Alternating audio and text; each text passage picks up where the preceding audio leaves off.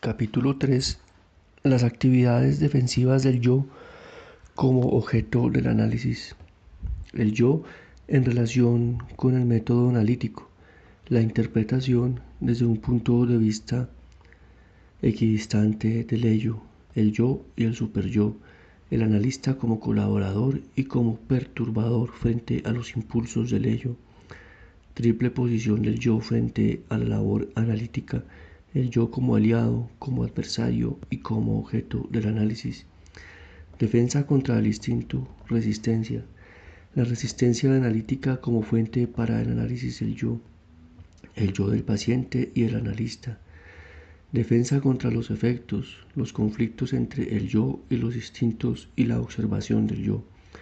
Defensa del yo contra los efectos asociados a los impulsos instintivos, manifestaciones defensivas permanentes, el acorazamiento del carácter según Reich, el análisis del yo en primer plano, el denominado análisis de la resistencia, formación de síntomas, descubrimiento de las defensas por los síntomas neuróticos, petrificaciones del acorazamiento del carácter, los síntomas neuróticos como fijación de mecanismos defensivos, el yo y la formación de síntomas, injerencias a priori de la índole de la formación de síntomas y deducción a posteriori de las defensas por la índole de los síntomas, la represión en los histéricos, el aislamiento en los neuróticos obsesivos, técnica analítica y defensa contra los instintos y efectos, un caso.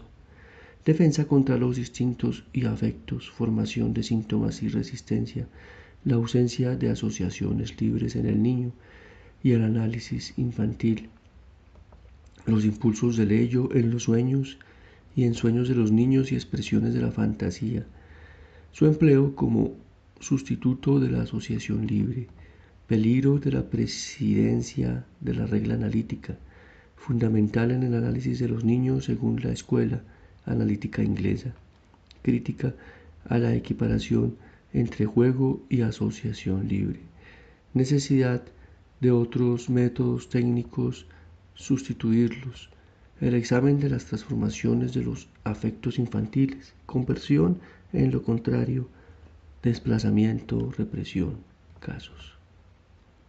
El yo en la relación con el método analítico. La extensa y detallada discusión teórica del último capítulo puede resumirse prácticamente en unas pocas y sencillas frases. La tarea del analista es hacer consciente lo inconsciente, la instancia psíquica a la que éste pertenece. El analista dirige su atención de una manera igual y objetiva hacia los elementos inconscientes de las tres instancias psíquicas. Por así decirlo, ejecuta su labor interpretativa desde un punto de vista equidistante del ello, el yo y el superyo. Desgraciadamente, la clara objetividad que le otorga esta postura se ve perturbada por diversas circunstancias. La imparcialidad del analista no es correspondida por el paciente y las instancias psíquicas de éste resisten en diferentes formas a sus esfuerzos de penetración. En lo que hace a los impulsos del ello, sabemos que en sí mismos no tienen propensión alguna a permanecer inconscientes. Están dotados de una fuerza ascensional propia de una permanente a aflorar a la conciencia y satisfacerse o por lo menos avanzar a sus derivados hacia la conciencia. Conforme habíamos anotado anteriormente, el trabajo del analista sigue y refuerza esta energía ascensional en idéntico sentido.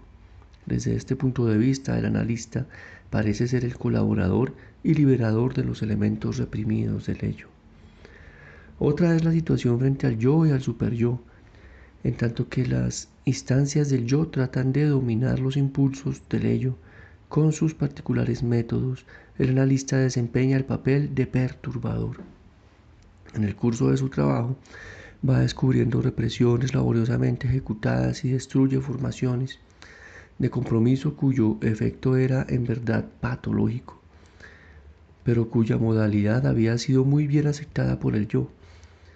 El cometido del analista dirigido a trasladar a la conciencia a lo inconsciente y el empeño de las instancias del yo, por dominar la vida instintiva, obran en sentido opuesto mientras el paciente sea incapaz de comprender el sentido de su enfermedad.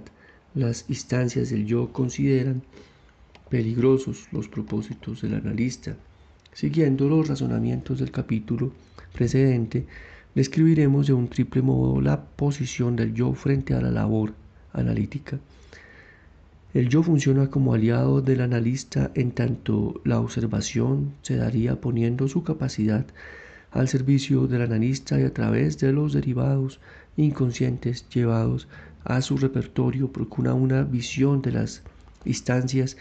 El yo funciona como adversario del analista en tanto en su autoobservación se conduce con parcialidad o inseguridad y mientras al paso que registra y transmite con fidelidad determinados hechos, clasifica y rechaza otros, escudándose contra su manifestación de esta suerte contraria, exploración analítica empeñada en ver todo cuanto surge sin discriminación alguna.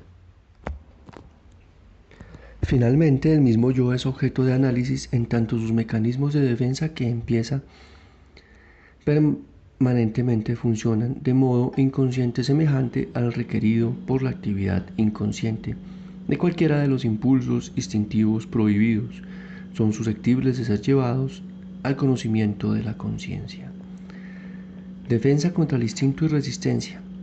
Por razones didácticas traté en último capítulo de esbozar una distinción teórica entre el análisis del ello y del yo, en la práctica inseparables.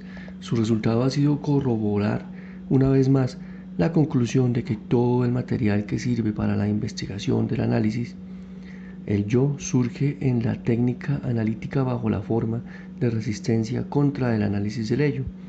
Es este un hecho tan evidente que cualquier explicación resulta superflua. Durante el análisis, el yo entrará en actividad siempre que desee prevenir de un avance del ello mediante un contraataque, puesto que el método analítico busca fomentar tales avances, facilitar la entrada en la conciencia a las represiones del instinto reprimido. La acción defensiva del yo contra estos equivalentes o representantes del instinto automáticamente se tomará en una actividad resistente contra esa labor.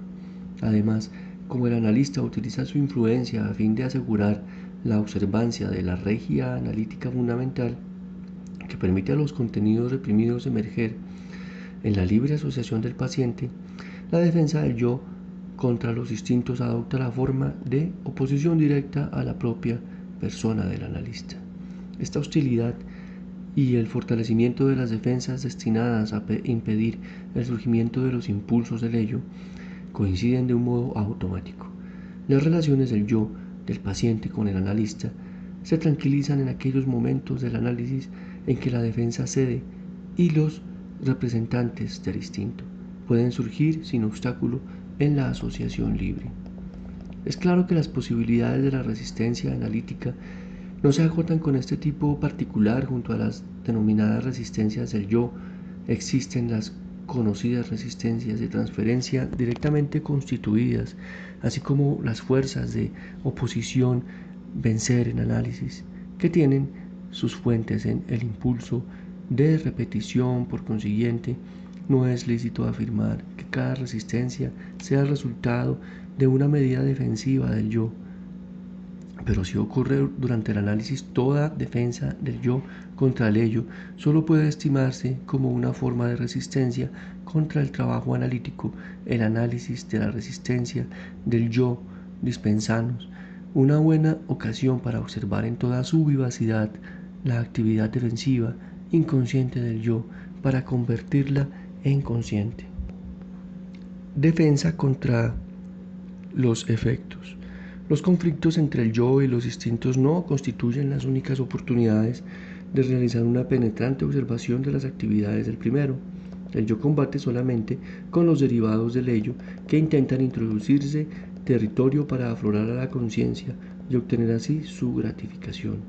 También despliega una defensa no menos enérgica y activa contra los efectos asociados y aquellos impulsos contra los efectos asociados Cuando pretende rechazar la exigencia instintiva, la primera tarea del yo es siempre lograr un acuerdo con estos efectos.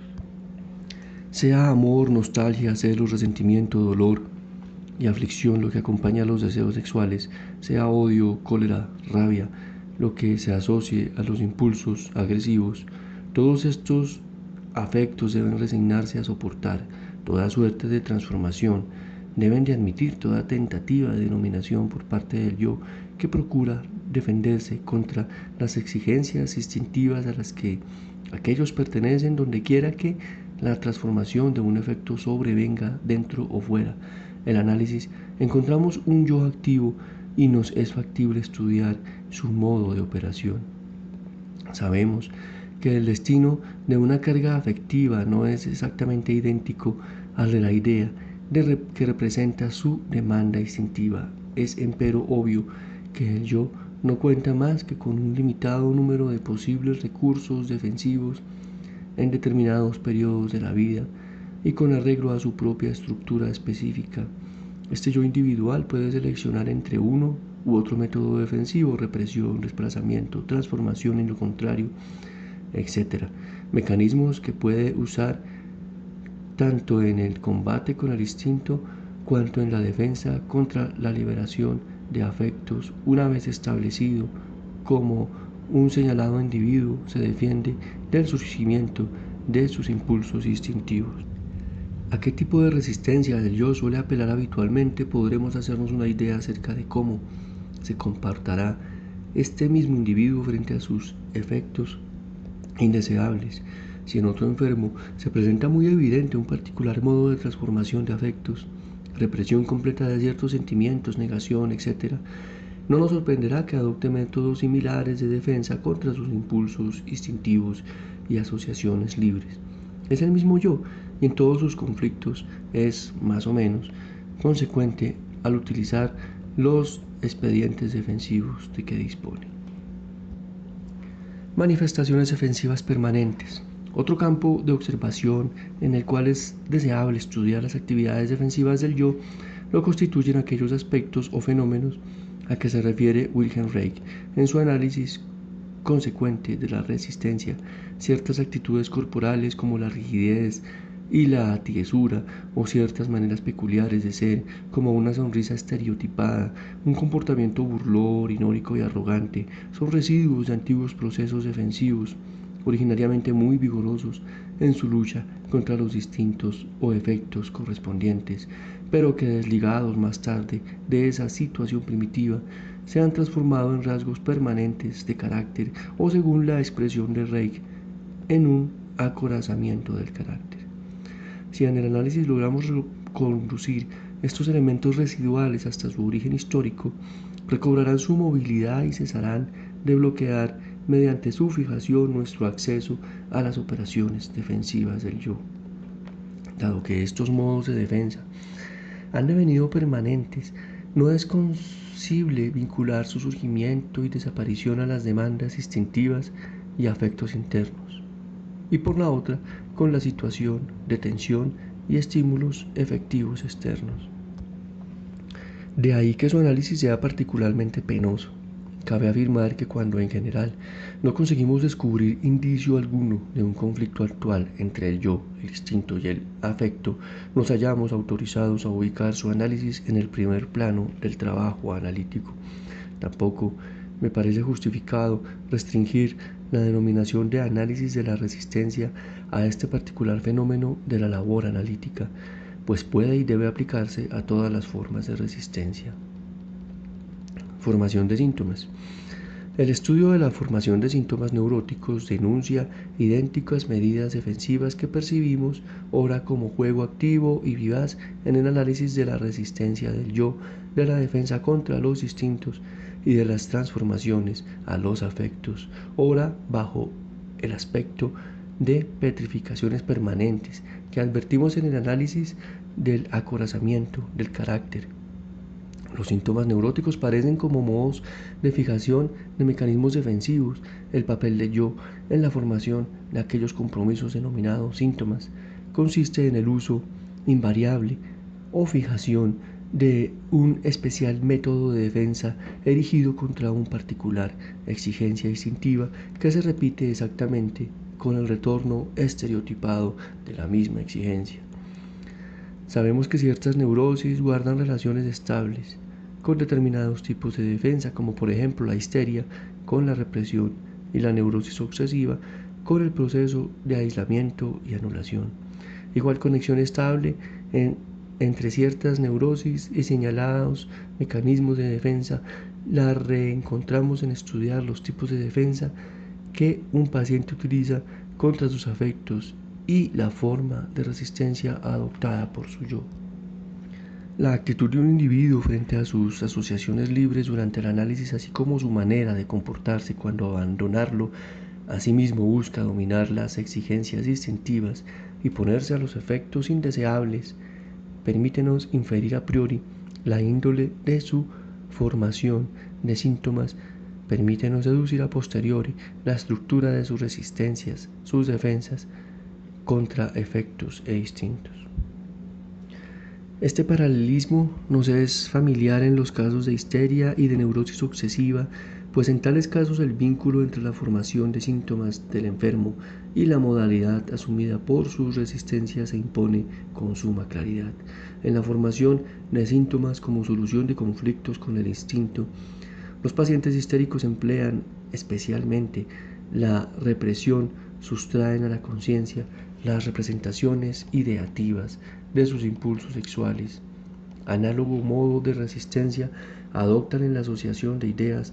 Las asociaciones provocadas por la defensa del yo son simplemente apartadas. El paciente solo experimenta un vacío en la conciencia, calla, es decir, produce en su serie de asociaciones la misma interrupción que tuvo lugar en sus procesos instintivos en el proceso de la formación de sus síntomas. En cambio, observamos que el tipo de defensa utilizado por el yo del neurótico obsesivo en la formación de síntomas es el aislamiento. En este caso, el yo rompe las importantes conexiones entre los impulsos instintivos y sus representaciones, conservando aquellos en la conciencia. Con arreglo a este mecanismo, la resistencia del neurótico obsesivo adopta una modalidad diferente. El neurótico obsesivo no calla, habla aunque se encuentre en resistencia, pero como ha roto las conexiones entre su asociación, nos parece en pequeño, tan absurdas como se nos aparentan sus síntomas obsesivos en una escala mayor. Técnica analítica y defensa contra los instintos y afectos. Una paciente joven me solicitó un análisis a causa de un grave estaco ansioso que trastornaba a su víctima cotidiana y su regular asistencia a la escuela. Pese a que concurrió a instancias de su madre, de buen grado me relató las circunstancias de su vida pasada y presente. Su actitud hacia mí era amistosa y sincera, pero advertí que en sus comunicaciones evitaba cuidadosamente toda alusión a sus síntomas. No mencionaba sus estados de angustia que se producían entre las sesiones. Su actitud amistosa cambiaba cada vez que deliberadamente trataba yo de traer al análisis sus síntomas o interpretaba su ansiedad basada en ciertos equívocos datos de sus asociaciones.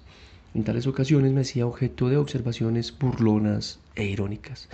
Toda tentativa de hallar una relación entre la actitud analítica del paciente y su comportamiento con la madre resultaba por completo infructuoso. Pero la relación consciente e inconsciente de la niña con la madre era totalmente distinta. Esta actitud despreciativa y burlona que siempre surgía dejábame perpleja y tornaba a la paciente inaccesible a una más amplia ayuda mediante el tratamiento. Sin embargo, profundizando el análisis observé que esta actitud irónica y bromista no tenía vinculación casi con una reacción de transferencia en el verdadero sentido y no se hallaba ligada en absoluto a la situación analítica. La paciente la utilizaba contra sí misma en todas aquellas circunstancias de su vida afectiva en que estaba a punto de surgir sentimientos tiernos, ansiosos y angustiosos.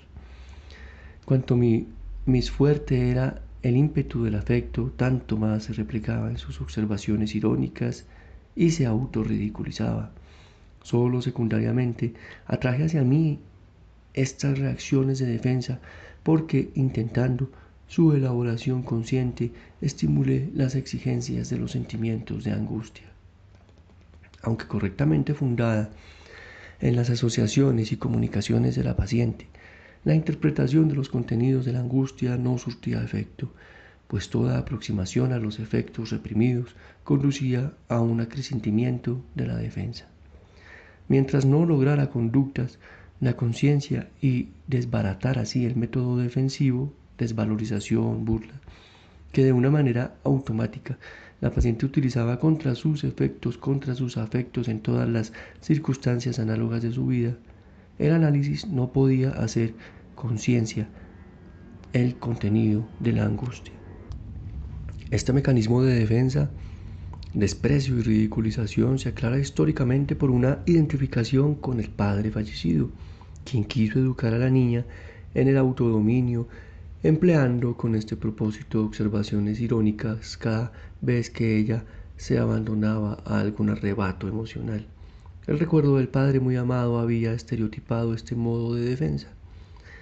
El procedimiento técnico a seguir para la comprensión de este caso era comenzar por el análisis de la defensa contra los efectos, con el objeto de llegar a aclarar la resistencia en la transferencia, y solo entonces proseguir con el análisis de la angustia misma y de sus antecedentes históricos. Este paralelismo entre la defensa que usa un paciente contra sus instintos y afectos, la deformación de síntomas y la resistencia tiene suma importancia desde el punto de vista técnico, en especial en el análisis infantil. La dificultad más sensible en la técnica del análisis de los niños es la ausencia de asociaciones libres. Tal dificultad no solo obedece a la circunstancia de que es en virtud de las imágenes o representaciones mentales del instinto, el Mejías en las asociaciones libres del paciente, que nos es dable adquirir las informaciones de mayor significación acerca de ello, pues éstas pueden alcanzarse también con otras vías. En efecto, los sueños y los ensueños del niño, la fantasía manifestada en el juego, dibujo, etc., revelan los impulsos del ello sin disfraces y de un modo más accesible que los adultos. Y de esta suerte casi permanente reemplazar en el análisis a los equivalentes o derivados del ello que afloran en la asociación libre. Pero al prescindir de la regla analítica fundamental en el conflicto que de ordinario produce su observancia, desaparece, y es precisamente el examen de este conflicto lo que en el análisis de los adultos permite alcanzar nuestro conocimiento de las resistencias del yo. Hemos de recordar que este conocimiento se basa en el análisis de las operaciones defensivas que el yo opone a los derivados del ello. Por lo tanto, el análisis de los niños nos presenta un peligro, pues si bien suministra un rico material de información acerca del ello, el conocimiento del yo infantil que por su mediación obtenemos resulta sumamente escaso. La introducción del juego en la técnica analítica, según lo emplea la escuela inglesa con los niños pequeños, compensa esta falta de asociaciones libres, reemplazándolas por una más directa observación. Analistas de esta escuela equiparan la actividad lúcida infantil con la de la asociación libres del adulto, utilizándola para la interacción de una manera similar. El libre curso asociativo corresponde al desarrollo tranquilo del juego. Las interrupciones e inhibiciones en su transcurso equivalen a los trastornos de la asociación libre. Por consiguiente, el análisis de las perturbaciones del juego las descubre como una medida defensiva del yo, comparable a la resistencia en la asociación libre. Por razones teóricas dudamos en llevar esta interpretación simbólica hasta límites extremos y en aceptar una tan completa equivalencia entre juego y asociación libre.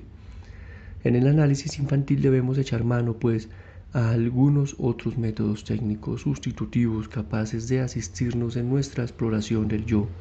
Creo que este vado en el análisis infantil puede colmarse con el examen de las transformaciones de los afectos del niño. La vida emocional infantil es menos complicada y más fácil de comprender que la del adulto. Hemos de observar todas aquellas discordancias que tanto dentro como fuera del análisis representan en la vida del niño como motivos para la liberación del afecto. Por ejemplo, un niño nota que otro es objeto de mayor atención que él. Ahora nos decimos, inevitablemente experimentará celos y se sentirá mortificado. Un deseo largo tiempo acariciado se realiza. Esto habrá de pronunciarle alegría. El niño aguarda un castigo, debe de sentir angustia. Un placer esperado y prometido es bruscamente diferido o negado. El niño ha de sufrir una desilusión, etc.